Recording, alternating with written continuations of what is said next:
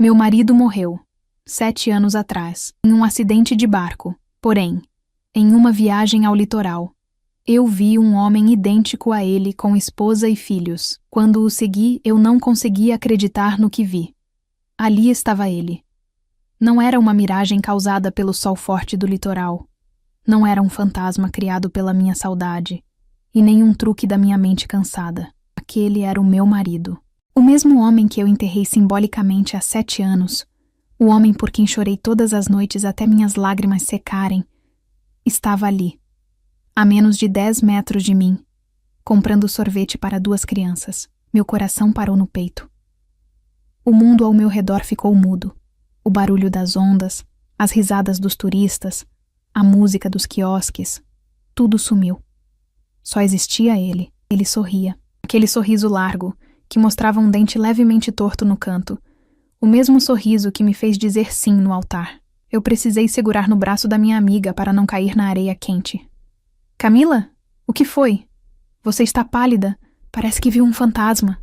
Ela disse preocupada, segurando meu braço com força. Eu vi. Minha voz falhou. Saiu como um sussurro rouco. Aquele homem, de camisa azul. Minha amiga olhou na direção que eu apontei. Ele estava limpando a boca de um menininho com um guardanapo, com um cuidado paternal que eu nunca tinha visto, pois não tivemos tempo de ter filhos. O que tem ele? Ela perguntou sem entender. É o Pedro. É o meu marido. Ela me olhou com pena. Aquele olhar que eu recebi de todo mundo nos últimos 7 anos. O olhar de... coitada. Ela nunca superou. Camila, querida, o Pedro se foi. O acidente de barco foi há muito tempo. Sei que essa viagem é para te animar, mas... olha a cicatriz no queixo dele. Eu quase gritei, interrompendo o discurso de consolo dela. Olha agora. Ele virou o rosto. Tem uma cicatriz branca, pequena, em forma de meia-lua. Ele caiu de bicicleta quando tinha 10 anos. É ele. Eu não esperei ela responder. Minhas pernas ganharam vida própria, e eu comecei a andar na direção dele. Eu precisava ver de perto. Eu precisava tocar nele para ter certeza de que não estava enlouquecendo. 7 anos de luto. 7 anos vestindo preto. 7 anos guardando as camisas dele no armário porque ainda tinham o cheiro dele. Tudo isso passou pela minha cabeça quando cheguei perto. Ele levantou o olhar. Nossos olhos se cruzaram. Eu parei, esperando o reconhecimento. Esperando ele gritar meu nome, correr, chorar, explicar o que aconteceu. Eu esperava qualquer coisa, menos o que aconteceu. Ele me olhou nos olhos, com aquele castanho profundo que eu conhecia tão bem, e não houve nada. Nenhum brilho de reconhecimento, nenhuma surpresa. Ele me olhou como se eu fosse um poste, uma árvore, uma estranha qualquer atrapalhando o caminho. Vamos, crianças! A mamãe está esperando no carro, ele disse, com a mesma voz grave que um dia sussurrou promessas de amor eterno no meu ouvido. Ele pegou as crianças pelas mãos e passou por mim. O ombro dele roçou no meu. Senti o perfume. Não era o perfume que ele usava antigamente. Era algo mais caro, importado, mas por baixo da fragrância. O cheiro da pele era o mesmo. Fiquei paralisada, tremendo da cabeça aos pés. Como isso era possível? Será que ele perdeu a memória? Será que ele sobreviveu ao naufrágio e esqueceu quem era? Vi ele se aproximar de um carro de luxo estacionado perto da orla. Uma mulher loira, muito elegante, estava no volante. Ela sorriu para ele e ele deu um beijo rápido nos lábios dela antes de colocar as crianças no banco de trás. A raiva começou a substituir o choque. Ele não parecia desmemoriado. Ele parecia feliz. Eu não vou deixar isso assim, murmurei para mim mesma. Corri para o primeiro táxi que vi parado no ponto. Entrei afobada. Moço, por favor, siga aquele carro preto. Não perca eles de vista, eu pago o dobro. Minha voz tremia, mas era firme. O motorista me olhou pelo retrovisor, estranhando, mas acelerou. Seguimos o carro dele por cerca de 20 minutos. Saímos da parte turística e entramos em um bairro nobre, cheio de condomínios fechados e mansões que eu jamais poderia pagar com meu salário de professora. O carro dele entrou em uma casa enorme, de frente para o mar, com muros altos e portão dourado. Pedi para o taxista parar um pouco antes. Desci, sentindo o vento frio do fim de tarde bater no meu rosto, misturado com as lágrimas quentes que agora escorriam sem parar. Caminhei até perto do portão, me escondendo atrás de uma árvore decorativa da calçada. Vi quando ele desceu do carro. Um funcionário uniformizado veio até ele para pegar as sacolas do porta-malas. Boa tarde, seu Ricardo. O passeio foi bom? O funcionário perguntou. Ricardo. O nome atingiu meu estômago como um soco. Ele não era Pedro. Ali, naquela vida de luxo, ele era Ricardo. Foi ótimo, José. Obrigado. Ele respondeu, sorrindo. Ricardo abraçou a mulher loira pela cintura e entraram na mansão, rindo, como a família perfeita de um comercial de margarina. Peguei meu celular. Minhas mãos tremiam tanto que quase o deixei cair. Dei zoom na câmera e tirei 3 fotos. Uma dele de perfil, mostrando a cicatriz. Uma dele abraçado com a mulher e uma dele entrando na casa. Ali, encostada no muro daquela mansão, a ficha finalmente caiu. Não houve corpo no acidente de barco, porque não houve morte. Enquanto eu passava noites em claro, tomando remédios para dormir e chorando a perda do amor da minha vida, ele estava construindo uma vida nova, com um nome novo, uma esposa nova e filhos que deveriam ser nossos. Olhei para a foto na tela do celular. A dor do luto, que me acompanhou por 7 anos como uma sombra pesada, de repente desapareceu. E no lugar dela, nasceu algo muito mais forte e perigoso. A necessidade de verdade. Ele achou que tinha se livrado de mim. Achou que eu era a viúva ingênua que ficaria chorando para sempre. Mas ele estava muito enganado. Pedro podia ter morrido no mar. Mas Ricardo estava prestes a conhecer quem eu me tornei. Respirei fundo, sequei as lágrimas com as costas das mãos e guardei o celular. Eu não ia gritar, não ia fazer um escândalo no portão. Isso seria fácil demais para ele. Eu precisava entender o tamanho da mentira. Eu precisava saber cada detalhe antes de destruir aquele castelo de cartas. Dei as costas para a mansão e comecei a andar. A tristeza tinha ido embora. Agora, eu tinha um objetivo. Voltei para o quarto do hotel, mas minha mente ainda estava naquele portão dourado. Eu não conseguia pregar o olho. A imagem do meu marido, ou melhor, do Ricardo, beijando aquela mulher, não saía da minha cabeça. Sentei na frente do computador portátil que tinha levado para a viagem e comecei a minha caçada.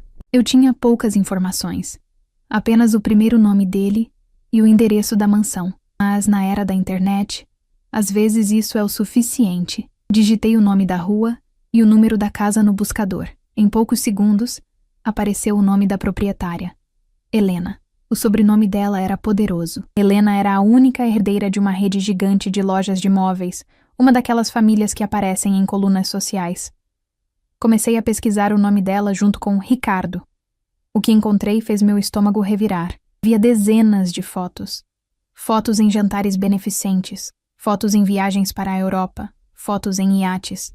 E lá estava ele, Pedro, meu Pedro, sorrindo, brindando com taças de champanhe, usando ternos que custavam mais do que o carro que eu dirigia.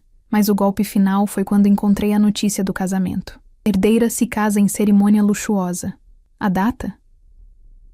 Exatamente 2 anos depois do acidente de barco. 2 anos. Enquanto eu ainda visitava o mar todos os domingos, jogando flores na água e rezando para que o corpo dele aparecesse para eu ter um enterro digno, ele estava provando o bolo de casamento. Enquanto eu mal conseguia levantar da cama de tanta depressão, ele estava escolhendo a lua de mel. A raiva me deu um foco que eu não tinha há muito tempo. Eu precisava entender como ele fez isso. Como alguém morre e renasce rico. Lembrei-me de um detalhe que sempre me intrigou, mas que na época eu vi como um gesto de amor. 3 meses antes de sumir no mar, Pedro fez um seguro de vida milionário. Era um valor absurdo, algo que nós mal podíamos pagar as parcelas mensais. Ele dizia que era para me proteger, caso algo acontecesse. Quando ele sumiu e a morte foi declarada judicialmente, eu recebi aquele dinheiro. Foi o que me sustentou. Paguei a casa, mantive as contas em dia enquanto não conseguia trabalhar por causa do luto. Eu achava que ele tinha sido previdente. Agora, olhando para a tela do computador, eu via a verdade. Aquilo não foi amor. Foi o pagamento pela sua liberdade. Ele comprou o meu silêncio e a minha viuvez com aquele seguro, para que ele pudesse fugir sem peso na consciência. Mas eu precisava de provas concretas. Eu não podia simplesmente chegar na polícia gritando que um morto estava vivo. Eu precisava de documentos. Lembrei do Sr. Alberto. Ele era meu vizinho de porta há anos, um senhor gentil que trabalhava como investigador particular antes de se aposentar. Ele sempre teve um carinho paternal por mim depois que fiquei viúva. Liguei para ele, mesmo sabendo que já passava da meia-noite. Camila, aconteceu alguma coisa? A voz dele estava sonolenta e preocupada. Sr. Alberto, eu preciso da sua ajuda. É urgente. Eu achei o Pedro. Expliquei tudo. No começo, ele achou que eu estava delirando, que o luto tinha voltado com força. Mas quando mandei as fotos que tirei no portão e os links das notícias sociais de Ricardo e Helena, ele ficou mudo. Me dê 24 horas, menina. Vou usar meus contatos antigos, ele disse com a voz dura de quem farejou um crime. O dia seguinte foi o mais longo da minha vida. Eu não saí do hotel. Fiquei andando de um lado para o outro, esperando o telefone tocar. Quando o Sr. Alberto ligou, a notícia foi bombástica. Camila, sente-se. A história é pior do que a gente imaginava. Ele descobriu que Ricardo tinha documentos perfeitamente falsificados. Uma identidade nova, criada do zero, numa cidade pequena do interior de outro estado. Mas o Sr. Alberto foi fundo. Ele cruzou dados antigos do Pedro. O Pedro estava afundado em dívidas, Camila. Dívidas de jogo, empréstimos com agiotas, fraudes em empresas onde ele trabalhou. A coisa estava feia. Ele ia ser preso ou morto pelos cobradores a qualquer momento. As lágrimas escorreram pelo meu rosto, mas dessa vez não era de saudade. Era de humilhação. Eu vivi com um homem que eu não conhecia. Ele não morreu num acidente trágico. Ele fugiu. Ele encenou a própria morte para escapar das dívidas e, de quebra, encontrou uma mina de ouro chamada Helena para bancar a nova vida dele.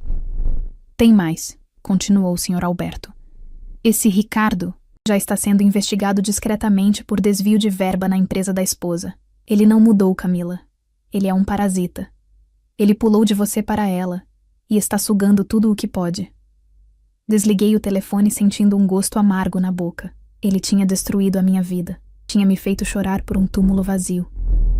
E agora, estava fazendo a mesma coisa com outra mulher. Helena podia ser rica, podia ter tudo o que eu não tinha, mas naquele momento, eu senti uma estranha solidariedade por ela. Ela estava dormindo com o inimigo. E não sabia. Ela era a próxima vítima.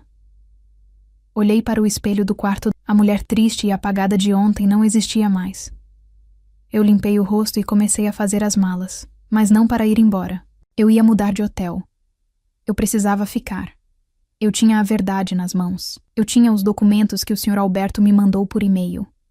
O CPF falso, as antigas dívidas do Pedro, a prova de que as digitais batiam. Pedro achou que tinha cometido o crime perfeito. Ele achou que o dinheiro do seguro tinha comprado minha paz. Mas ele esqueceu de uma coisa. O dinheiro acaba, mas a mágoa de uma mulher enganada dura para sempre. Peguei meu celular e busquei o contato de uma gráfica rápida na cidade. Eu precisava imprimir tudo. Espere por mim, Helena. Sussurrei para o vazio.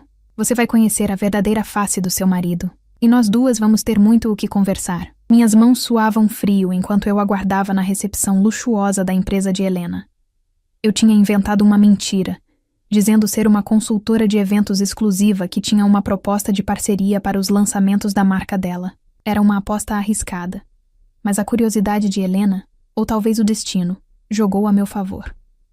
A senhora Helena vai recebê-la agora, disse a secretária, abrindo uma porta pesada de madeira. Entrei na sala. Helena estava sentada atrás de uma mesa enorme, impecável, com aquela elegância natural que o dinheiro traz. Ela sorriu de forma protocolar, esperando que eu começasse a vender meu peixe. Bom dia. Sente-se. Tenho apenas 15 minutos, disse ela, olhando para o relógio de ouro no pulso. Respirei fundo. Tranquei a porta atrás de mim, o que fez Helena arquear uma sobrancelha, desconfiada. Não sou consultora de eventos, Helena. Comecei, minha voz saindo mais firme do que eu esperava. Meu nome é Camila. E eu não estou aqui para falar de negócios. Estou aqui para falar sobre o Ricardo. A expressão dela mudou de curiosidade para irritação em você é alguma amante ou está aqui para fazer chantagem? Saiba que meu marido me conta tudo. E eu vou chamar a segurança agora mesmo. Ele não te conta tudo. Interrompi, caminhando até a mesa e colocando o envelope pardo na frente dela. Ele não te contou, por exemplo, que o nome dele não é Ricardo. O nome dele é Pedro. E ele é meu marido há 10 anos. Helena soltou uma risada nervosa, incrédula. Você é louca. Saia da minha sala. Abra o envelope. Desafiei. Se eu estiver mentindo, você pode me prender. Mas se eu estiver falando a verdade, você está dormindo com um criminoso. A curiosidade venceu. Helena abriu o envelope. A primeira coisa que ela viu foi a minha certidão de casamento. Depois, as fotos de Pedro comigo na praia, anos atrás. As fotos eram inegáveis. O mesmo rosto, o mesmo sorriso, a mesma postura. Ela começou a folhear os papéis, a respiração ficando ofegante. Mas ela ainda tentava negar. Isso pode ser uma montagem. Ou ele pode ter um irmão gêmeo. O meu Ricardo é um homem honesto. Ele vem de uma família do interior. Ele tem uma cicatriz de bicicleta no queixo. Disparei. Ele não gosta de comer a borda da pizza. E ele tem um sinal de nascença nas costas, perto do ombro direito, que parece uma pequena estrela. Helena congelou. O envelope caiu das mãos dela, espalhando os papéis pelo chão. Os olhos dela se encheram de lágrimas instantaneamente. Ela sabia. Aqueles detalhes íntimos não podiam ser inventados. E tem mais uma coisa. Continuei, com o coração apertado, vendo a dor de outra mulher. A aliança que ele usa. A de ouro branco com frisos laterais. Helena olhou para a própria mão, onde usava uma aliança que fazia par com a do marido. Ele disse que era um design exclusivo, que mandou fazer para nós. Ela sussurrou, a voz trêmula. Ele mentiu. Essa aliança era minha e dele. Ele mandou polir e gravou o seu nome por cima do meu. Se você olhar com uma lupa por dentro da aliança dele, vai ver que a data original do meu casamento ainda está lá, bem fraca, porque o ouro era grosso, e ele não quis gastar para derreter tudo. Foi o golpe final. Helena desabou na cadeira, escondendo o rosto nas mãos. O choro dela era um som doloroso, o som de um mundo desmoronando. Eu dei a volta na mesa e, esquecendo toda a raiva que senti quando a vi pela primeira vez, coloquei a mão no ombro dela. Naquele momento, não éramos rivais, éramos duas vítimas do mesmo homem cruel. Ficamos em silêncio por um tempo, até que ela levantou a cabeça. A maquiagem estava borrada, mas o olhar dela tinha mudado. A tristeza estava dando lugar a algo frio e duro. Ele mentiu sobre tudo? Ela perguntou.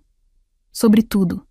O nome, a família, o passado. Ele forjou a própria morte para fugir de dívidas e me deixou na miséria emocional para vir atrás do seu dinheiro. Helena limpou o rosto com um lenço e se levantou. A postura de executiva voltou. Ninguém me faz de idiota, Camila. Ninguém. O que você vai fazer? Perguntei. Eu ia expulsá-lo hoje mesmo. Mas isso seria pouco, ela disse, os olhos faiscando. Se ele quer brincar de enganar, vamos ver quem joga melhor. Naquela tarde, traçamos um plano. Entreguei a ela um telefone descartável que comprei, para podermos nos falar sem risco de ele rastrear. Helena precisava agir normalmente. Essa era a parte mais difícil. Quando a noite caiu, recebi a primeira mensagem dela. Estou em casa. Ele acabou de chegar. Me beijou e disse que me ama. Tenho vontade de vomitar, mas sorri. Helena foi brilhante. Enquanto Ricardo tomava banho, achando que era o rei do mundo, ela conseguiu a senha do notebook pessoal dele, que ele, arrogantemente, mantinha anotada num bloco de notas no celular desbloqueado enquanto carregava. A segunda mensagem veio de madrugada e confirmou o que o Sr. Alberto suspeitava. Camila, ele não está só vivendo às minhas custas. Ele está roubando a empresa. Encontrei transferências para contas em paraísos fiscais. Ele estava drenando o patrimônio da minha família mês a mês. Ele planejava fugir de novo. Li a mensagem no escuro do meu quarto de hotel e senti que ele ia fazer com ela exatamente o que fez comigo, mas em uma escala milionária. Ele ia deixá-la falida e sozinha. Respondi, salve tudo. Copie cada arquivo. Amanhã o conto de fadas dele vai virar um filme de terror. Eu sabia que a parte mais difícil estava por vir. Helena teria que olhar nos olhos dele durante o café da manhã, servir o café e fingir que ele era o amor da vida dela, sabendo que ele era um monstro, mas eu confiava nela. A dor de uma traição é o combustível mais potente que existe, e nós duas estávamos com o tanque cheio. O telefone descartável vibrou no meu bolso com uma única mensagem. Venha agora. O jantar está servido. Era o sinal. Respirei fundo, ajeitei meu vestido e olhei para o espelho do carro alugado. Eu não via mais a viúva triste de 7 anos atrás. Eu via uma mulher pronta para fechar o capítulo mais doloroso da sua vida. Dirigi até a mansão, estacionei um pouco afastada e caminhei até o portão dourado. O coração batia forte, mas não era medo, era adrenalina. Toquei a campainha. Lá dentro, segundo o que Helena me contou depois, a cena foi digna de Ela tinha preparado o prato favorito dele. Ou melhor, o prato favorito de Ricardo. Eles estavam na sala bebendo vinho. Helena disse a ele: Amor, convidei uma pessoa muito especial para nossa sobremesa. Alguém do seu passado que você precisa reencontrar para fecharmos um negócio importante. Ele, ganancioso como sempre, pensou que fosse algum investidor milionário. Quando a campainha tocou, ele se levantou, ajeitou o terno caro e foi atender com aquele sorriso de vendedor que enganou tanta gente. A porta se abriu. O sorriso dele morreu instantaneamente. O rosto dele ficou branco, da cor de uma folha de papel. A taça de vinho que ele segurava escorregou dos dedos e se estilhaçou no chão, espalhando líquido vermelho pelo mármore branco, mas ele nem piscou. Olá, meu amor, eu disse, com uma calma que eu nem sabia que tinha. Você não imagina o quanto eu senti sua falta nesses 7 anos. Camila? Ele gaguejou, recuando 2 passos como se eu fosse uma assombração. Mas você... Como? Você achou que eu ia chorar para sempre, Pedro? Entrei na sala, passando por cima dos cacos de vidro. Achou que o dinheiro do seguro ia comprar meu silêncio eterno? Ele olhou desesperado para trás, procurando Helena, tentando manter a farsa. Helena, amor, eu não sei quem é essa louca. Ela deve ser uma stalker, uma fã maluca. Chama a polícia. Eu nunca vi essa mulher na vida. Foi aí que Helena saiu das sombras da sala de jantar. Ela não estava assustada. Ela segurava uma pasta preta grossa nas mãos. Eu já chamei a polícia, Pedro, disse Helena, com a voz gelada, mas não para ela. Pedro, ou Ricardo, olhou de uma para a outra, sem entender como seus 2 mundos estavam colidindo. Do que você está falando, Helena? Eu sou seu marido. Eu sou o Ricardo. Você é Pedro. Helena jogou a pasta na mesa de centro. Fotos, extratos bancários e cópias de documentos falsos se espalharam. E você não só mentiu sobre seu nome. Você roubou 3 milhões da minha empresa. Eu vi as transferências para as Ilhas Cayman, Pedro. Eu vi tudo. Ele tentou correr. Foi um instinto covarde. Ele girou os calcanhares em direção à porta dos fundos. Mas não deu tempo. As sirenes, que eu já ouvi ao longe, ficaram altas. 2 policiais civis e o delegado, contatados pelo Sr. Alberto e pelos advogados de Helena, entraram pela porta da frente que eu deixei aberta.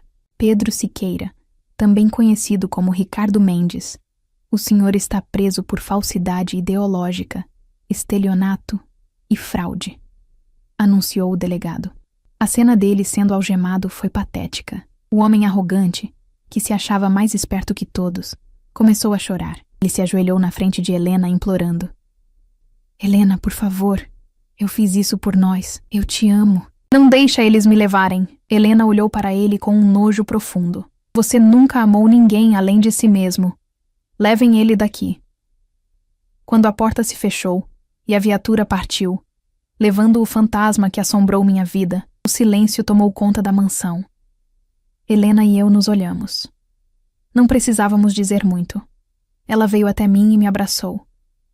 Um abraço apertado, sincero. 2 mulheres que foram enganadas, mas que juntas retomaram o controle. Obrigada, Camila, ela sussurrou. Você me salvou de perder tudo e você me ajudou a me libertar. Respondi. Meses depois, voltei àquela mesma praia, mas dessa vez eu não estava procurando fantasmas. Pedro foi condenado. As provas eram irrefutáveis. Ele pegaria muitos anos de prisão. E tanto eu quanto Helena conseguimos anular qualquer vínculo legal com ele. Ele voltou a ser ninguém. Caminhei até a beira da água com um buquê de flores brancas nas mãos. Antigamente, eu jogava flores ali como um ritual de luto, chorando a morte dele. Hoje, o ritual era diferente. Joguei as flores nas ondas e observei o mar levá-las. Adeus, Pedro, disse ao vento. Não era um adeus de tristeza. Era um adeus para a mulher ingênua que eu fui. Era um adeus para a dor, para a mágoa e para os 7 anos perdidos. Senti uma mão no meu ombro. Olhei para o lado e Helena estava lá, sorrindo, com seus óculos escuros. Nós nos tornamos grandes amigas, unidas por uma história maluca que ninguém acreditaria se não fosse verdade. Vamos? Ela perguntou. O almoço está marcado e vamos comemorar. Comemorar o quê? Perguntei sorrindo. A vida real, sem mentiras. Dei as costas para o mar e caminhei com ela pela areia. O sol brilhava, o vento era fresco, e pela primeira vez em 7 anos, eu me sentia leve. Eu não tinha mais um marido morto, e nem um marido vivo. Eu tinha a mim mesma, e isso era tudo o que eu precisava.